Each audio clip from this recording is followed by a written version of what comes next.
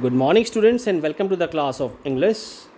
Children, today in the second part of the video for analytical paragraph, today we are going to cover some other aspects about analytical paragraph. Let's begin.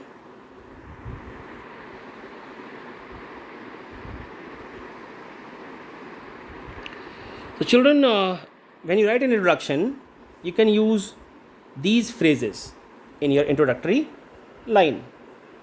Like the chart given above describes, suppose if you are writing about chart, the table suggests, the line graph shows, the data given provides information about, the pie chart illustrates, etc.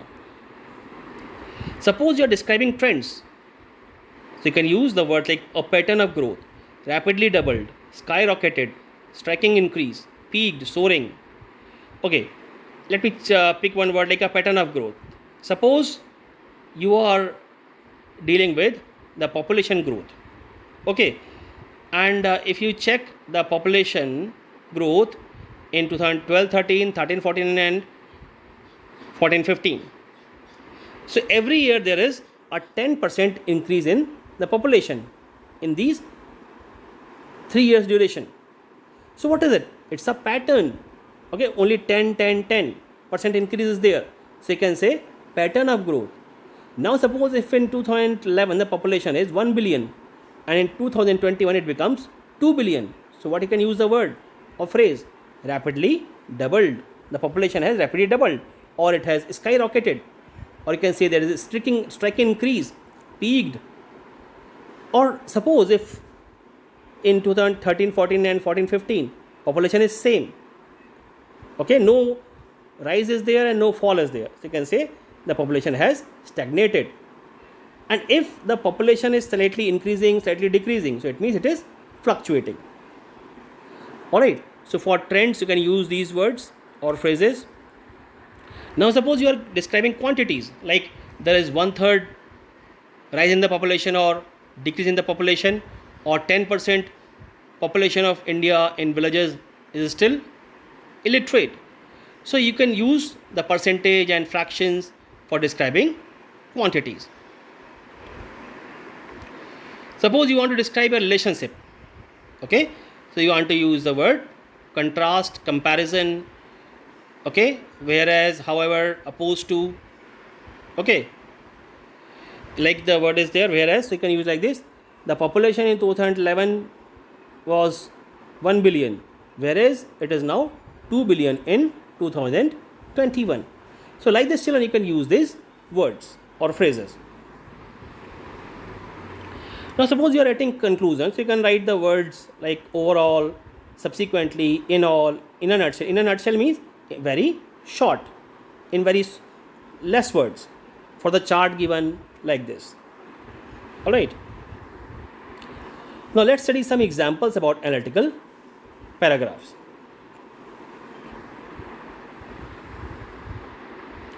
You can see this picture. It's about death rate and birth rate. Okay, if you study the data, the birth rate in 1901 was 20,000 and death rate was 10,000. And till 2041, death rate is less than birth rate. But after 2041, death rate has overlapped birth rate, and then till 2101, death rate is high as compared to birth rate. Okay, in 1961 the birth rate is highest, 65,000. Okay, then it is fluctuating till 2001 or 21. Okay, so these are the striking features of this chart. Alright, and same we will describe in the analytical paragraph. So since 1901 the birth rate has remained more than the death rate, yes, which I told just now, until 2041. Okay, birth rate was 20,000 in 1901 and started increasing gradually. It peaked in 1961 to around 65,000, as I told you. And from 1961 the birth rate has fluctuated multiple times between 50,000 and 60,000. Okay, on the other hand, the death rate stood at around 10,000 in 1901 and that has increased steadily. Okay, continuous increase is there, you can see in the death rate, and it is expected to rise strikingly from 2021 before leveling off to approximately 60,000 between 2061 and 2081. And the graph indicates a slight decline in the death rate in the year 2101. Okay, so see, in the 2101 year, the death rate has little bit come down. Okay, in 2081, it is around about 60,000, but in 2101 it has come down to around 56 to 57,000. Okay, so children, like this we have studied every aspect of the paragraph.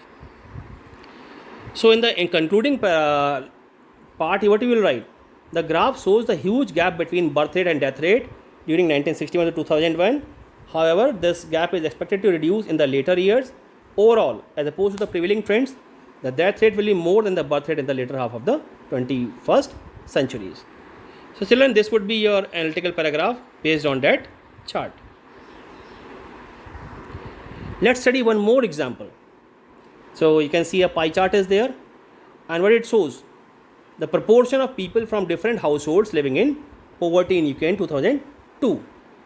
Okay, so this is the title or the heading, that is proportion of people from each household type living in poverty in UK in 2002. So you can see 7% single age persons in poverty, 5% age couple, 24% single without children, 9% couple without children, 26% sole parents, 15% couple without children, and 14% all households. So this much information we are getting from this, you can say, pie chart. Okay, now let's study this. So the given pie chart illustrates 7 different categories of households living in poverty in the UK in 2002. So how many categories are there? 7. It is clearly evident from the pie chart that 26% of total poverty stricken households are those of sole parents. Single people without children account for the second highest proportion. So you will find out highest and lowest also. In contrast to couples without children, that accounts for just 9%. Couples with children account for 15% of the poor households. Single age persons and age couples proportion for 12% together for the poor households. Overall, 14% of all the households in the UK were living under poverty. The younger generation had a greater poor percentage than their age counterparts. Couples without children had better economic conditions than those with the children.